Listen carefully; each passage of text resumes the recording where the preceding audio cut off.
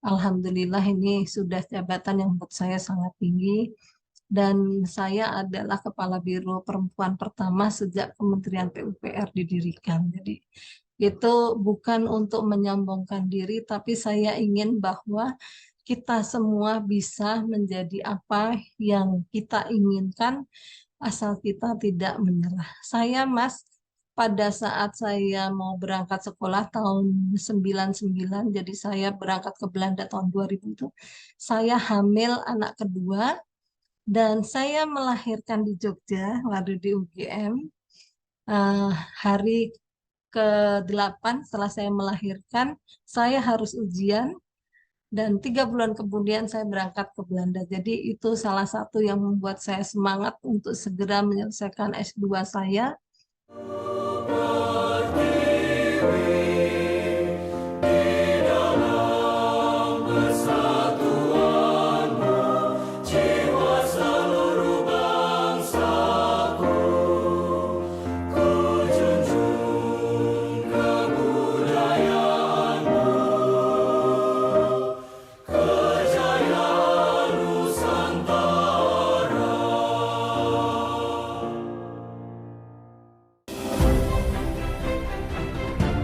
Saya Bambang Sadono di kanal Inspirasi untuk Bangsa. Saat ini saya sudah bersama dengan salah seorang alumni Fakultas IPA. Kakak-kakak kelas itu memang inspirasinya dengan di pusat.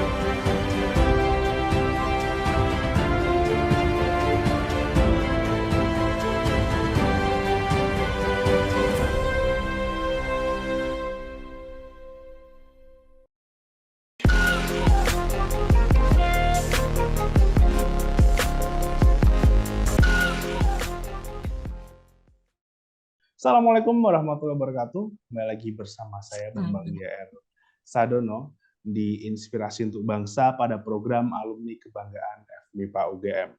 Pada hari ini kita kedatangan tamu yang cukup spesial dan beda dari biasanya ini, karena tamu sekarang ini merupakan seorang perempuan yang sangat luar biasa, yaitu kami kedatangan Dr. Anda Ibu Sangka Ampra Wati Suryadi Putri MA, Kepala Biro Kepegawaian Organisasi dan Tata Laksana Kementerian Pekerjaan Umum dan Perumahan Rakyat atau Kementerian PUPR.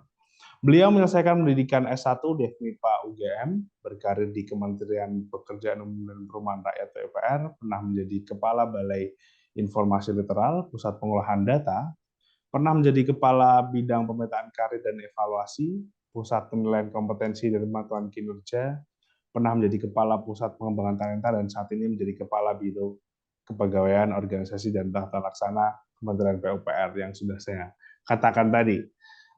Jadi ini langsung saja mungkin. Apakah ada koreksi nih, Bu Sangga, dari apa yang saya ucapkan tadi? Mungkin ada yang salah-salah. Sudah cukup lengkap, tapi mungkin saya tambahkan, jadi S2 saya itu sandwich program double degree dengan UGM di Fakultas Teknik Arsitektur, dengan IHS Erasmus University di Rotterdam tahun 2000 di program Sandwich Urban Infrastructure Management. Jadi saya mendapatkan S2-nya sangat berbeda dengan S1 saya. Iya, yang tentunya sangat luar biasa sekali nih menurut saya, Bu Sangga. Berhubung saya juga ini masih mahasiswa, jadi pasti harus banyak belajar nih dari Ibu Sangka. Namun pertama-tama nih, Bu Sangka, bagaimana kabarnya hari ini? Alhamdulillah sehat, meskipun sebenarnya saya lagi agak deg-degan sedikit nih karena kami akan menyelenggarakan raker kepegawaian itu untuk seluruh pegawai Kementerian PUPR. Kami punya 40.000 pegawai yang tersebar di seluruh Indonesia, yang nanti hari Senin itu kita akan banyak melakukan evaluasi terkait dengan proses layanan kepegawaian yang berbasis digital. Jadi semua layanan harus dilakukan menggunakan digital. Itu tantangan kita, bagaimana bisa mengintegrasikan sistem-sistem yang ada, dan sistem informasi kepegawaian kami, EHRM kami itu merupakan big data untuk seluruh aspek di dalam pengembangan pegawai. PR banget.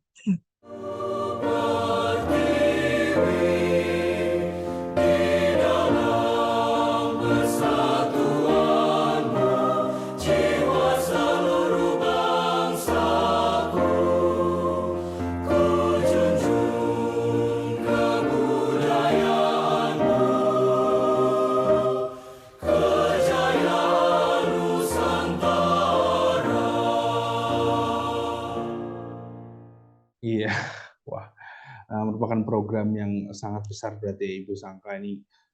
Saya jadi agak nervous karena juga terima kasih sudah menyempatkan waktunya Ibu Sangka Ya, untuk wawancara pada sama-sama. hari ini. Namun pada program hari ini yaitu alumni kebanggaan FMIPA UGM, kita langsung saja mungkin ke topik pertama, yaitu mungkin bisa diceritakan di awal sekali itu bagaimana bisa tertarik masuk ke FMIPA UGM. Itu awal yang mengejutkan karena saya masuk ke MIPA UGM di program studinya fisika murni, jadi jurusan fisika, program studinya MIPA fisika murni. Itu saya melalui jalur PMDK di tahun 86. Jadi kebetulan saya lulusan dari SMA Muhammadiyah 2 di Jogja. Saya mendapatkan PMDK dan saya menyelesaikan kuliah 6 tahun, Mas, lama juga. 9 tahun 92 saya lulus dengan IP yang sangat pas-pasan. Kenapa? Karena ternyata sekolah di MIPA sangat sulit, waduh, buat saya gitu. Gitu. Tapi banyak kesan lah yang saya dapat, ilmu yang bisa saya pakai diimplementasikan di pekerjaan saya. Baik, baik. Kemudian ini mungkin untuk para penonton yang mungkin masih muda atau seusia saya seperti itu ya, karena saya sendiri kan lahir tahun 2000-an seperti itu ya Ibu Sangka. Wah, seumuran anak saya nomor 2. Oh iya, baik. Mungkin Anak bisa, saya ya. iya, oh baik, baik, baik. Mungkin bisa diceritakan tadi mengenai yang PMDK itu sistem masuknya gimana sih? Oke. PMDK itu jadi penelusuran bakat dan minat ya kalau sekarang. Jadi lulus tanpa seleksi. Kebetulan saya waktu itu selalu di nomor 1, nomor 2 di sekolah. Dan saya memang ingin masuk UGM. Namun waktu itu pilihan pertama saya kedokteran gigi, tapi tidak tembus, saya masuk di kedua fisika. Waktu SMA yakin kayaknya bisa fisika. Ternyata pas sudah kuliah, waduh, setengah mati ternyata gitu ya. Megap-megap. Mungkin kalau yang lulus fisika matematik 4, nah ini saya juga cukup sering remedi. Jadi, tapi apa ya, banyak hal yang saya pelajari di situ. Jadi cara berpikir analitis, selalu melakukan analisa-analisa terhadap suatu permasalahan. Jadi memang membuat kita kuat dalam melakukan tadi analisa-analisa tadi. Nah, ini yang mudah-mudahan semuanya juga yang masih kuliah bisa semangat, itu menjadi bekal kita meskipun saya tahu tidak mudah gitu ya untuk menyelesaikan sekolah itu. Iya, Ibu. Amin, amin. Kemudian untuk pertanyaan selanjutnya itu pada saat masih di sana itu bagaimana pada saat itu sistem pembelajarannya dan Ibu Sangka pada saat itu menyesuaikannya bagaimana itu? Apakah jadi lebih rajin atau meningkatkan jaringan atau bagaimana pada saat itu? Ya, jadi kalau dulu lebih rajin, rasa-rasanya enggak juga ya, biasa-biasa aja gitu. Tapi karena mungkin saya perempuan, jadi saya memang terbiasa kalau dulu di sekolah SMA juga saya biasa kalau ada PR kita kerjakan, ada tugas kita lakukan gitu ya. Tapi semakin kita kuliah kan juga banyak hal yang kita kerjakan, terutama karena mengalami kesulitan, pasti ada terkejut ya perpindahan dari SMA ke kuliah itu kan. Kalau kuliah kita tanggung jawab pada diri sendiri, kita mau mengerti ya terserah kita, ngerjakan tugas mau apa enggak ya terserah kita, belum lagi metode pembelajarannya kan sangat satu arah ya, jadi dosen hanya kepada mahasiswa gitu.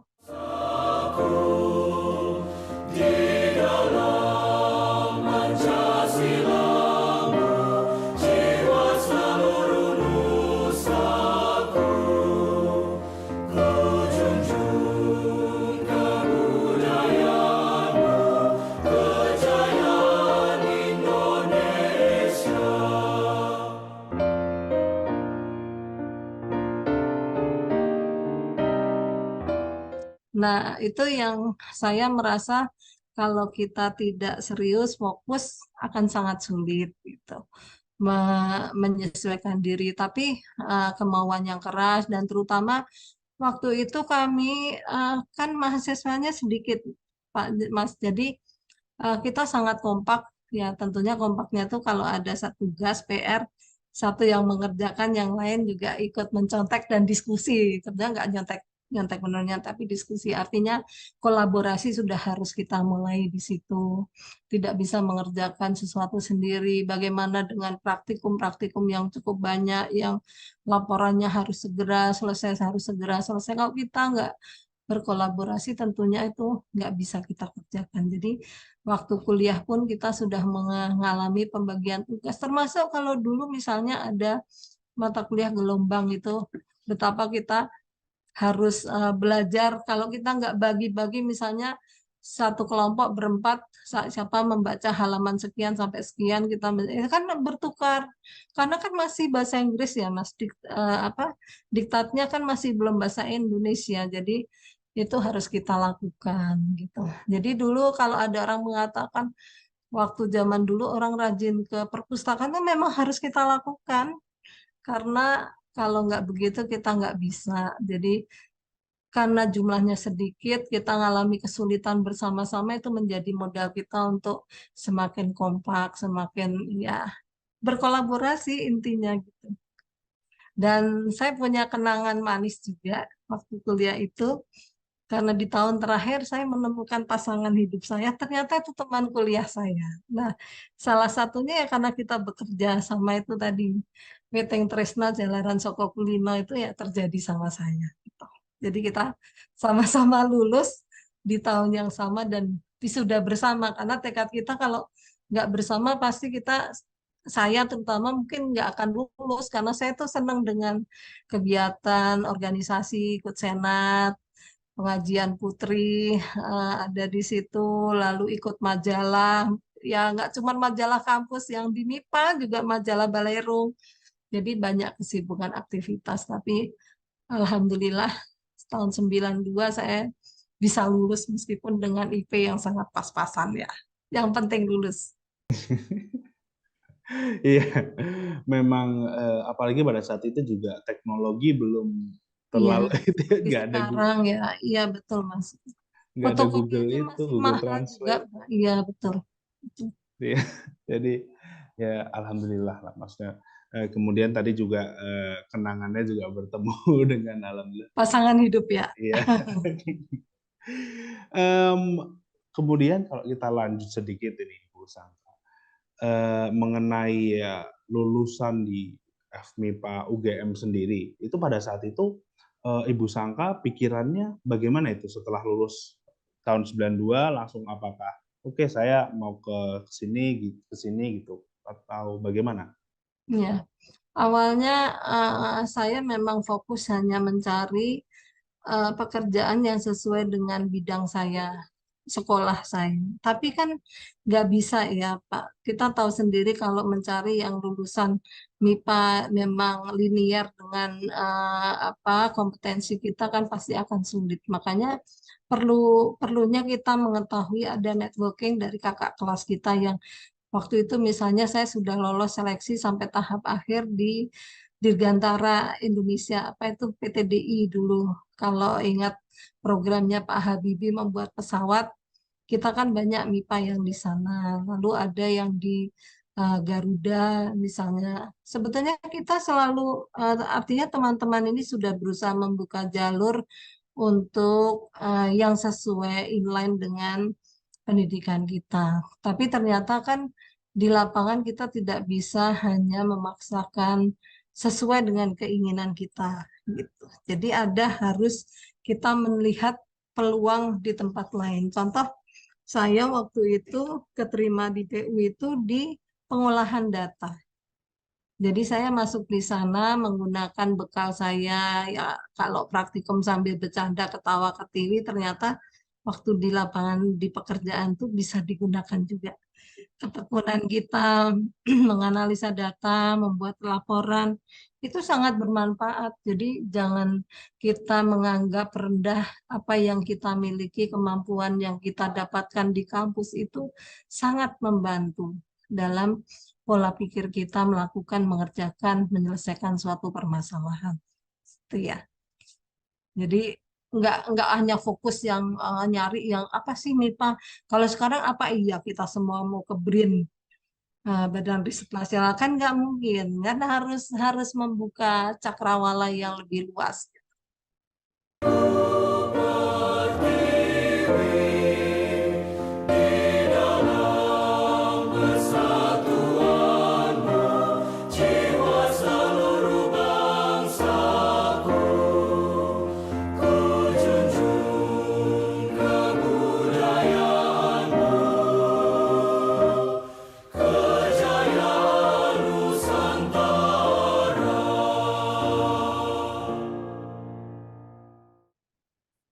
Baik, baik, baik.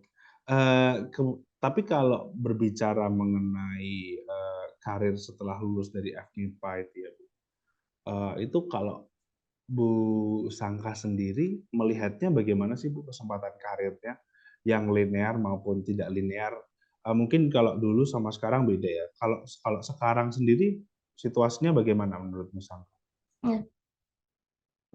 Contoh yang paling gampang, saya dan suami, kami berdua fisika, lulusan angkatan 86, lulus 92. Kami berdua bergerak di bidang yang sama, pengembangan sumber daya manusia. Suami saya di swasta dan saya di PNS. Kita lihat ternyata sebetulnya ilmu yang sangat dasar sekali dari Fakultas MIPA yang saya peroleh itu adalah cara berpikir analitis. Itu yang tidak bisa kita peroleh di tempat lain. Yang kedua, kesabaran dalam melakukan mengerjakan sesuatu didasarkan pada ilmu pengetahuan. Kalau kita orang MIPA itu kan nggak pernah melakukan sesuatu tanpa tahu teorinya gitu ya. Kasarnya begitu. Jadi kalau saya melihat mungkin teman-teman juga tahu ada Bu Siwi itu yang dari angkatan fisika angkatan 87 dia jadi direktur di PTP. Kok bisa?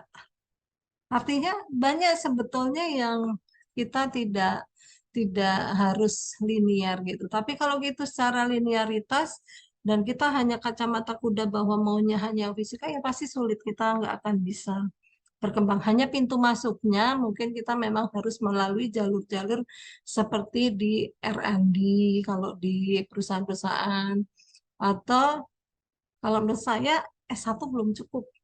Sekarang kita harus sudah mulai mencari peluang S2 gitu. Karena apa? Karena ternyata kalau kita bekerja sekarang di jenjang S1 itu sudah umum rata-rata kelas Indonesia. Dan juga waktu kita mau bertanding dengan lawan-lawan kita, kompetitor kita di luar, kita harus mempunyai kelebihan. Apa kelebihan kita? Jadi saya melihat kalau kita orang MIPA pasti bisa ditempatkan di mana saja. Dan punya dasar basic yang kita tuh luar biasa, Mas. Kalau orang MIPA itu luar biasanya apa? Karena dia berpikirnya memang sudah berpikir analitis, dia fokus pada sesuatu gitu ya. Jadi saran saya kalaupun mau bekerja mungkin kalau melihat hanya oh saya lulusan matematika, saya lulusan fisika, itu fokus di situ yang nggak akan terselesaikan. Harus melihat kita harus berani menampilkan apa yang kita miliki. Jadi harus misalnya itu kalau tes babak pertama itu ya kita harus unggul dibandingkan yang lain-lain di tes itu. Nah, nanti keberanian kita selanjutnya adalah di tahap wawancara. Berdasarkan pengalaman saya di PU ini, kami kan juga bekerja sama untuk LPDP. LPDP itu lembaga pemerintah yang untuk pendidikan beasiswa, bisa dalam negeri, bisa luar negeri. Ada sedikit riset kecil di kami itu kalau dari PU selalu kalah di seleksi LPDP, di wawancara. Dengan teman-teman alumni dari ITB, alumni dari UI. Kenapa? Karena ternyata kalau kita yang dari UGM gitu, itu nggak pede, selalu kalah sebelum bertanding. Sehingga sampai kami itu membuat program bimbingan wawancara LPDP khusus untuk teman-teman kita ini. Karena apa? Karena kita itu ya tadi nggak pernah merasa yakin dengan apa yang kita kerjakan. Kita nggak pernah pede dengan itu.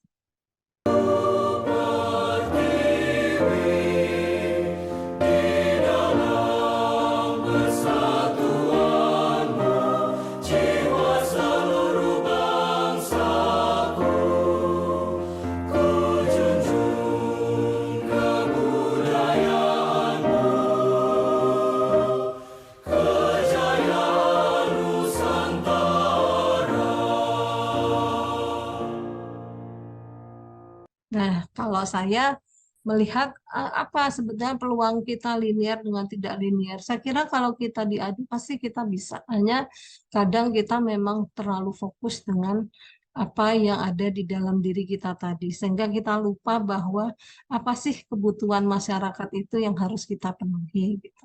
Oke, saya butuh orang yang bisa menghitung, orang matematika, tapi dia juga harus bisa menyajikan data dan informasinya.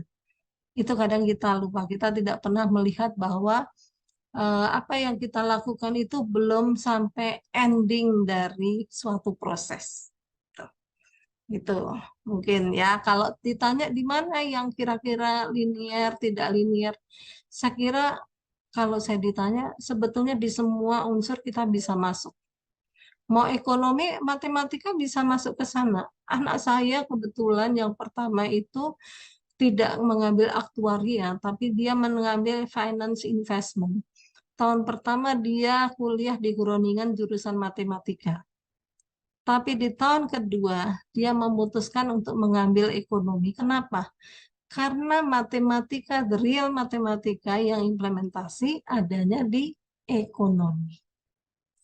Jadi saya yakin orang matematika pun, orang fisika, orang kimia pasti bisa lulus matematika dasar 1 sampai 4, sampai 2. Terus habis itu ada fisika, fisika matematik, ada fisika, ada matematika yang bekalnya cukup kuat. Jadi kalau saya ditanya, Pak Kuat nanya saya, kebetulan saya satu angkatan dengan Pak Kuat, itu saya akan menyampaikan bahwa apa yang perlu diubah di dalam kurikulum di MIPA, saya kira hanya satu. Bagaimana cara membuat teman-teman ini yakin dan percaya dengan kemampuan yang dimilikinya. Baik, oke, sangat luar biasa sekali ini Bu Sangga ya. Maksudnya berarti tadi memang kalau dari pola pikirnya sendiri, dari basicnya sendiri memang sudah ada lah, tinggal Iya, dipersiapkan seperti itu ya. Apa sih yang iya. dibutuhkan, mau kemana, kalau mau ke sini ya berarti mempersiapkan ini, kalau mau ke sini ya mempersiapkan ini, seperti itu ya Bu Sangga ya. Baik, kemudian untuk pertanyaan selanjutnya nih Bu, ini lebih ke arah Bu Sangga sendiri, mungkin bisa diceritakan perjalanan karirnya hingga saat ini nih Bu, dari awal lulus kuliah, itu kemudian kemana, apa yang membuat sekarang nyaman di sini atau Iya. bagaimana seperti itu Bu? Monggo. Ya, ini perjalanannya sebetulnya sangat tidak menarik gitu ya. Karena apa? Karena mengalir saja begitu. Jadi saya pertama kali saya kuliah 86, lulus 92, 93 saya menjadi pegawai honorer di PU. Lalu di tahun 94 saya mengikuti seleksi dan saya lolos. Masuk pertama saya di bidang pengolahan data. 22 tahun saya ada di pengolahan data sampai tahun 2015 eh, berkutat di data, ada di remote sensing, saya pernah di data statistik, pernah di bidang pengolahan datanya, processingnya pernah gitu ya. Tapi dalam kesempatan itu saya banyak belajar, saya belajar mengenai pengadaan. Jadi kan saya sangat beruntung berada di pusat pengolahan data. Kenapa?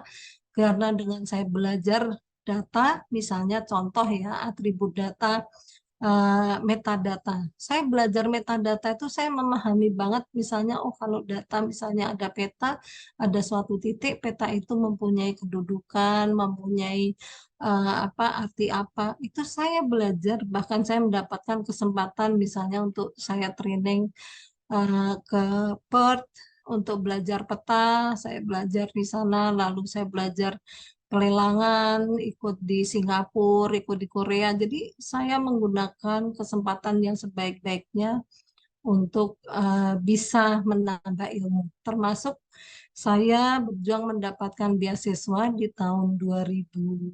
Tahun 2000, jadi mulai tahun 98 saya menikah dengan suami saya, orang fisika juga.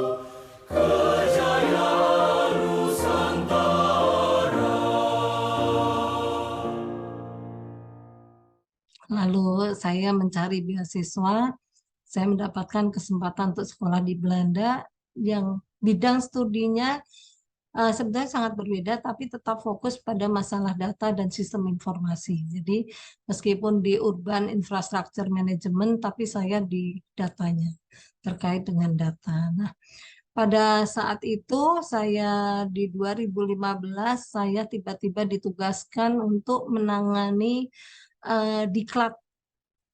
Awalnya saya kaget juga, tapi ternyata mulai dari situ saya menyenangi dengan sesuatu yang berkaitan dengan pengembangan SDM. Nah, itu yang membuat saya mulai misalnya saya membuat diri saya certified, saya tersertifikasi untuk pengelolaan SDM di publik, untuk publik urusan publik, saya di certified oleh PKN, Badan Kepegawaian Negara, dan saya tersertified juga pengelolaan SDM untuk level direksi di PPM, pendidikan manajemen di Penteng di Jakarta.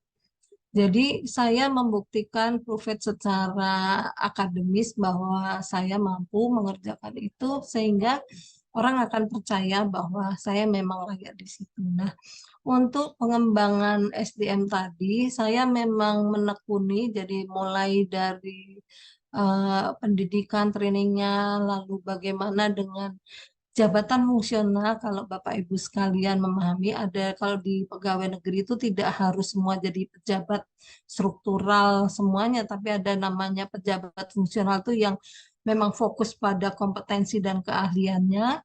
Saya pernah menangani itu, lalu saya menjadi Kepala Pusat Pengembangan Talenta. Kalau Bapak Ibu mengetahui, sudah pernah dengar talenta itu apa? Talenta itu adalah orang-orang yang kompetensi dan kinerjanya sangat tinggi. Jadi dia biasanya disebut dengan high flyer. Jadi dia kalau di kami di PU itu ya itu yang diproyeksikan untuk bisa menduduki jabatan tertentu, atau dia bisa disekolahkan misalnya magister super spesialis, atau yang akan kita kirim-kirim ke luar negeri untuk diklat-diklat, itu kita mengelola itu. Nah, itu seperti apa ya, mulai dari proses asesmennya, bagaimana membuat talenta itu di kotak 9-nya 9 box, kalau kita ngomong bagaimana pergerakan karirnya, bagaimana pengembangan kompetensinya harus dilakukan gitu. Jadi semua aspek itu dalam pengembangan pegawai, alhamdulillah saya dapat kesempatan. Nah, di tahun 2020 saya mulai dipercaya untuk bergeser menangani di kepegawaian. Kami mengelola 40.000 pegawai seluruh Indonesia, dan alhamdulillah ya kita mendapatkan beberapa penghargaan untuk pengelolaan di Kementerian PUPR. Mungkin Bapak Ibu nanti bisa browsing di internet apa yang sudah kita lakukan. Nah, tujuannya cuma satu, bahwa kita harus memberikan pelayanan terbaik kepada teman-teman kita dan masyarakat, tentunya harus menggunakan IT atau berbasiskan sistem pemerintahan berbasis elektronik. Jadi kita melakukan itu, dan alhamdulillah saya juga baru selesai diklat paling tinggi kalau di dalam PNS itu diklat kepemimpinan tingkat 1. Saya kemarin bulan Agustus menyelesaikan itu. Jadi alhamdulillah. Dan menurut saya, karena saya bukan insinyur dan saya perempuan, saya ada di kementerian yang sebetulnya laki-laki banget gitu ya, karena teknik sipil banyak di sini orang-orang teknis dan kebanyakan pegawai kami adalah laki-laki. Untuk jenjang yang saya duduki saat ini, Kepala Biro Kepegawaian, alhamdulillah ini sudah jabatan yang menurut saya sangat tinggi. Dan saya adalah Kepala Biro Perempuan pertama sejak Kementerian PUPR didirikan. Jadi itu bukan untuk menyombongkan diri, tapi saya ingin bahwa kita semua bisa menjadi apa yang kita inginkan, asal kita tidak menyerah. Saya, Mas, pada saat saya mau berangkat sekolah tahun 99, jadi saya berangkat ke Belanda tahun 2000 itu, saya hamil anak kedua, dan saya melahirkan di Jogja, waktu di UGM. Hari ke-8 setelah saya melahirkan, saya harus ujian, dan 3 bulan kemudian saya berangkat ke Belanda. Jadi itu salah satu yang membuat saya semangat untuk segera menyelesaikan S2 saya. Dan mungkin kalau ada Pak Sunarto, dosen pembimbing saya waktu di fisika itu mendengarkan atau melihat video ini, pasti dia sangat heran karena dengan IP yang sangat kecil, IP saya hanya 2,2, alhamdulillah saya bisa menyelesaikan S2 di Belanda. Jadi saya yakin yang IP-nya rendah pun jangan patah semangat. Itu.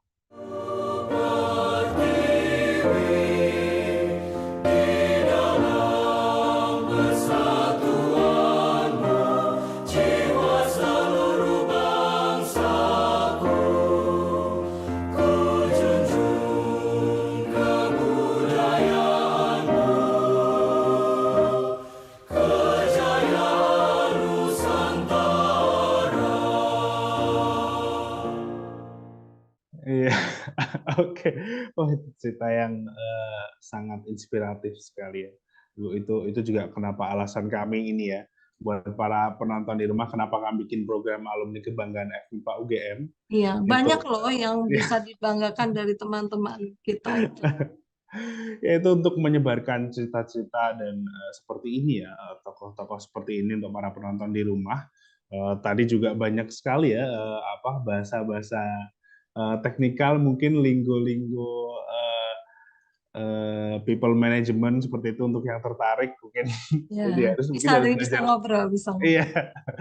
Jadi mungkin harus belajar S2 dulu seperti itu. Tapi ya ini Bu Sangka ada di sini dan kita bersyukur juga sudah bisa mendapatkan cerita yang sangat luar biasa ini seperti itu. Kemudian kita lanjut lagi ke ini mungkin lebih ke umum ya Bu. Ini ada titipan pertanyaan untuk Kementerian PUPR sendiri Bu Sangka. Jadi sekiranya bagaimana Kementerian PUPR ini mendukung pengembangan keterampilan dalam era digital dan teknologi yang terus berkembang saat ini. Jadi maksudnya kan apabila untuk mengembangkan keterampilan kan untuk dulu dan sekarang kan beda seperti itu ya Bu Sangka. Nah itu sekarang yang difokuskan itu apa sih Bu? Kalau kami di PUPR, Mas, jadi sebetulnya tertolong banget dengan situasi pandemi kemarin yang membuat kita harus mandiri, kita harus tidak bisa tidak ada alasan lagi orang tidak belajar gitu ya. Jadi kami tuh pengembangan kompetensi di kami tuh banyak dilakukan dengan blended learning atau distance learning gitu ya. Jadi sekarang di PU tuh tidak ada alasan lagi orang tidak bisa ikut diklat. Karena diklat didesain benar-benar 2 arah. Terus menggunakan teknologi informasi. Jadi kami itu punya pegawai bahkan sampai ke pelosok perbatasan, ada petugas pintu air gitu-gitu ya. Sedangkan secara undang-undang kami harus memberikan kepada pegawai kami itu pelatihan setahun minimal 20 JP. Harus ada. Sehingga kita mengembangkan kalau di PU itu ada namanya corporate university. Jadi kita belajar di tempat kita bekerja. Nah, salah satunya sebetulnya ini juga menginduk pada Merdeka Belajar ya, program Merdeka Belajar. Nah, karena kita ditugaskan untuk tadi mendidik teman-teman kita untuk mengembangkan kompetensi, kita juga mengembangkan namanya pembelajaran dengan sistem CMC, counseling, coaching, mentoring. Jadi setiap atasan di kami di jenjang yang lebih tinggi harus memberikan ilmunya kepada yang lebih muda. Kalau kita mengirim mereka untuk belajar di luar, kan nggak bisa, tugasnya banyak. Nggak mungkin kita mengirim orang untuk diklat. Ada yang kita memang kirim tadi spesialis tadi, tapi secara umum dengan 40.000 pegawai maka kita harus melakukan terobosan-terobosan. Nah, pengembangan kompetensi apa yang kami kembangkan? Ya kalau kami pastinya di pengembangan kompetensi sesuai dengan skill atau kebutuhan yang kita perlukan. Contoh, misalnya kayak sekarang kita sedang membangun IKN, Ibu Kota Negara. Maka di PUPR memfokuskan pada di sana kita membangun apa? Oh, kita mau membangun bendungan 30. Untuk membangun bendungan 30, berapa tenaga ahli yang kita butuhkan? Kalau kita sudah punya 5, kita butuhnya 20 kurang 15. Percepatan apa yang kita lakukan? Tadi kita membuat program Magister Super Spesialis. Kelas khusus yang dijahit dengan bekerja bersama-sama dengan universitas tertentu. Jadi ada di UGM, ada di ITB, ada di ITS. Bahkan beberapa universitas supaya pegawai kita tidak perlu bergerak, misalnya di Hasanuddin, di Ujung Pandang, lalu ada di Medan, kita bekerja sama, lalu ada di Andalas. Jadi kita memang meminimalisir pergerakan.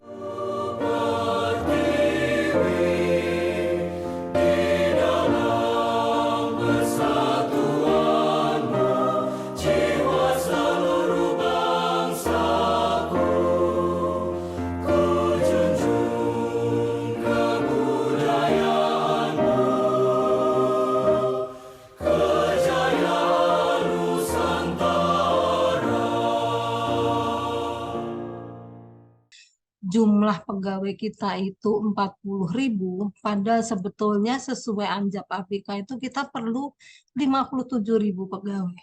Ada gap kekurangan pegawai 17.000.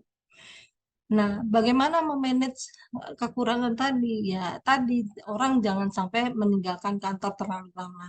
Sehingga diklat didekatkan menggunakan blended learning, membuat program studi yang dekat dengan kantor lokasinya. Itu kita lakukan. Terus kenapa ada CMC, coaching, mentoring, counseling? Karena apa? Kita pengen bahwa para pemimpin kita itu nanti kalau yang pensiun segala itu sudah menurunkan ilmunya pada yang muda. Ini terobosan-terobosan yang kita gunakan. Kenapa? Karena tidak mungkin mengirim orang yang jumlahnya banyak meninggalkan tugas yang sangat banyak ini. Nah, apa yang harus kita lakukan terobosan lain? Ya menggunakan teknologi. Tidak bisa tidak, kita harus menggunakan misalnya metode blended learning, bagaimana kita menggunakan, kita assessment pun kita lakukan secara computer based, CAT, menggunakan CAT. Kenapa? Kalau dulu orang assessment harus dipanggil karena balainya ada di Jakarta, kalau sekarang enggak, bisa dilakukan di tempat kerja. Seleksi penerimaan pegawai di PUPR sudah dilakukan dengan CAT juga. Tes psikotes. Mereka hanya dipersyaratkan kalau bisa menggunakan 2 perangkat device, kita atur posisinya seperti apa, lalu nilai ambang batasnya berapa, itu kita lakukan secara teknologi komprehensif. Kita bekerja sama juga dengan pihak ketiga kalau memang teknologinya kita belum punya. Tapi kita menyiapkan di tahun berikutnya ini harus bisa dilakukan oleh Kementerian PUPR sendiri. Kolaborasi dengan BKN, kementerian lainnya, bekerja bersama-sama, membuat sistem bagaimana caranya kita melakukan proses-proses itu ya harus mau belajar. Kalau kita tidak belajar memperbaiki bisnis proses yang ada di internal Kementerian PUPR, memperbaiki sistemnya, nah nanti kan akan tercapai bagaimana kita memanage teman-teman kita tadi, gitu ya. Iya, Teknologi. tadi saya bilang mengenai itu, jadi kurang lebih sama dengan kementerian yang lain karena saya juga sempat magang di Kementerian Luar Negeri dan memang lebih ke itu ya, meningkatkan efisiensi dengan teknologi yang sudah ada seperti itu ya, Bu Sangka. Iya, betul. Baik, kemudian sebelum ke pertanyaan terakhir nih Bu Sangka, ini saya ada pertanyaan pribadi, jadi mungkin belum dikirim atau bagaimana. Jadi tadi kan Bu Sangka sendiri dalam perjalanan karirnya kan sudah cukup lama ya di Kementerian PUPR, berapa tahun tadi ya Bu ya? Saya dari 1993, jadi 30 hampir 30 tahun ya. 30 tahun. Ya, kalau di generasi saya sendiri kan itu merupakan suatu hal yang cukup berat ya Ibu Sangka. Karena kan pada generasi saya kan inginnya berprogres dari perusahaan ini mungkin 3 tahun, 5 tahun ke sini, ke sini, ke sini. Kalau Bu Sangka sendiri pada saat 20 tahun, 30 tahun di PUPR itu apa sih yang dipikirkan gitu? Apakah memang sudah sangat nyaman sekali atau bisa melihat ada jalan karir di situ hingga tahun-tahun ke depan atau bagaimana sih Bu? Jadi untuk Iya, membantu penonton yang seumuran dengan saya seperti itu loh Bu, kok bisa? iya, betul. Jadi kalau saya dulu kan kita bekerja itu karena tidak punya pilihan lainnya. Kalau anak sekarang kan banyak pilihan gitu ya. Sehingga memang saya harus bekerja di sana. Tapi pada saat saya sudah masuk di sana, masuk di Kementerian PUPR, saya melihat banyak peluang yang ditangkap. Contoh yang paling saya bisa rasakan itu, saya dari kecil bercita-cita untuk bisa sekolah di luar negeri. Alhamdulillah saya dapat beasiswa, saya bisa dapatkan itu. Yang selanjutnya saya bisa berkarya kalau di kementerian ini saya bisa melakukan pekerjaan itu tidak membuat saya bosan karena saya selalu didukung dengan teknologi, didukung. Asal kita mau bergerak maju pasti ada jalan untuk kita bisa melakukan tugas-tugas itu. Nah, ini sebetulnya yang menjadi tantangan kami. Jadi kalau kami di Kementerian PUPR itu ada namanya kita generasi muda. Nah, kita singkat dengan Genmut. Jadi pola penanganan terhadap Genmut ini tidak sama dengan kita menangani pegawai lainnya. Kenapa? Karena tadi, Pak, kalau kita lihat secara statistik di kami itu eh, tingkat pegawai yang keluar juga cukup tinggi di kalangan generasi muda karena mereka tidak sabar, Mas, dengan cara bekerja organisasi. Mungkin mereka menilai lambat, tapi sebetulnya kan bukan lambat karena ada beberapa yang harus kita lakukan terkait dengan bagaimana kita melakukan sesuatu dengan akuntabel.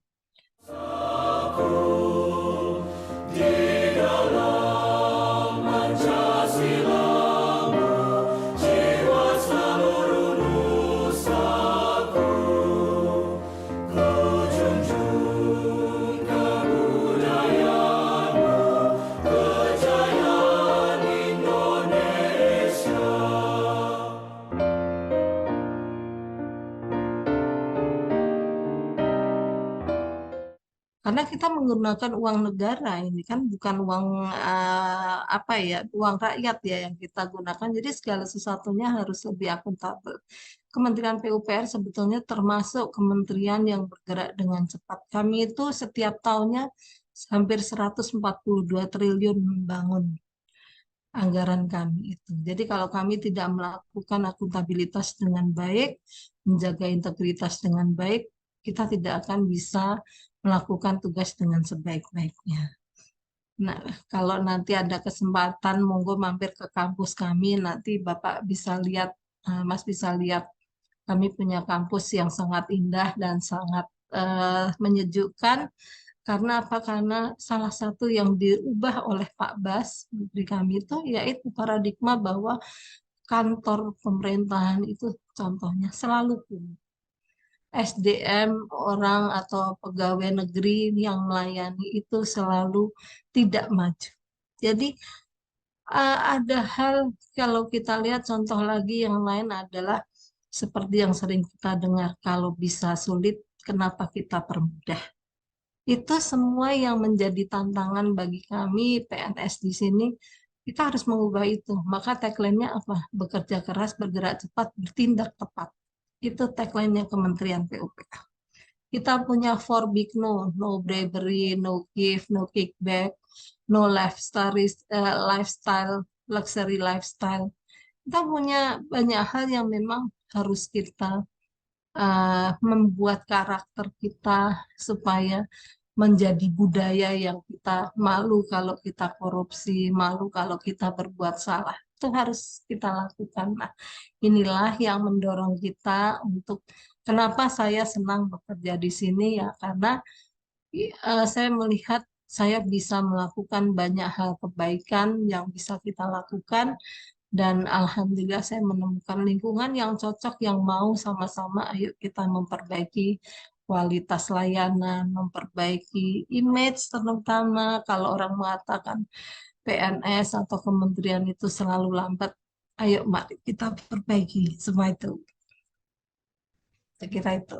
Iya. Baik, baik. Terima kasih Ibu Sangka untuk jawabannya juga mungkin para penonton gitu ya. Maksudnya juga untuk perubahan budaya dan stereotip itu juga perlu seperti itu ya untuk ke jalan yang lebih baik seperti ya Ibu Sangka. Kemudian pertanyaan terakhir nih. Apa saja yang bisa disarankan kepada para calon mahasiswa maupun mahasiswa yang masih belajar dalam membekali diri dan menyesuaikan diri dengan kebutuhan dunia kerja sekarang? Sarannya apa nih yang paling harus diupayakan? Iya. Seperti itu. Sarannya satu, kita harus mau membuka diri, mau menerima perubahan, harus mau beradaptasi, tetapi harus tetap sabar dalam menjalaninya. Karena kalau tanpa kesabaran tadi, kita nggak akan bisa menyelesaikan semuanya. Dan tentunya ini tidak bisa dilakukan secara instan. Ayo, mari sama-sama kita pasti bisa. Setiap orang punya kemampuan, setiap orang punya keahlian, setiap orang punya kesempatan. Hanya dengan kesabaran dan semangat, pastinya kita akan bisa mencapai apa yang kita cita-citakan. Saya yakin kalau lulusan MIPA kita pasti bisa. Oke, terima kasih Bu Sangka, sangat luar biasa sekali ya, maksudnya kata-katanya juga sangat inspiratif, ceritanya juga banyak pelajaran yang bisa diambil, terutama untuk saya sebagai anak muda di sini, Bu Sangka. Saya ingin meminta maaf apabila ada salah-salah kata untuk Bu Sangka dan juga untuk para penonton di rumah. Saya mohon maaf. Namun sebelum kami tutup, mungkin apakah ada sepatah dua patah kata dari Bu Sangka untuk menutup wawancara pada hari ini? Terima kasih banyak tentunya kepada MIPA yang memberi kesempatan kepada saya untuk bisa berbicara dengan teman-teman semua. Dan saya tidak merasa saya spesial atau apapun, tapi kebetulan saya lahir lebih dulu, makanya saya bisa menyampaikan harapan saya bahwa kita semua unik, kita semua pasti bisa, dan kita semua akan bisa melakukan semua yang kita inginkan, kita cita-citakan. Contoh saya dengan IP yang pas-pasan, alhamdulillah saya bisa mendapatkan cita-cita yang saya inginkan dari kecil dan ternyata saya bisa melakukan sampai saat ini. Ayo semangat, segera selesaikan sekolah dan kalau Bapak Ibu sudah di dalam suatu pendidikan tertentu, saya yakin pasti semuanya bisa menyelesaikan persoalan yang ada. Semangat. Oke, terima kasih sekali lagi. Terima kasih Ibu Sangka atas waktunya dan Sama-sama. kata-katanya. Ya, Semoga kita bisa sharing-sharing lagi di lain waktu. ya, siapa? Iya, Iya, baik, baik. terima kasih ya. Baik, Oke. wassalamualaikum warahmatullahi wabarakatuh. Untuk para penonton di rumah mungkin bisa menonton video-video yang lainnya. Jangan lupa like dan subscribe video ini. Saya Bambang YR Sadono, tetap di Inspirasi untuk Bangsa.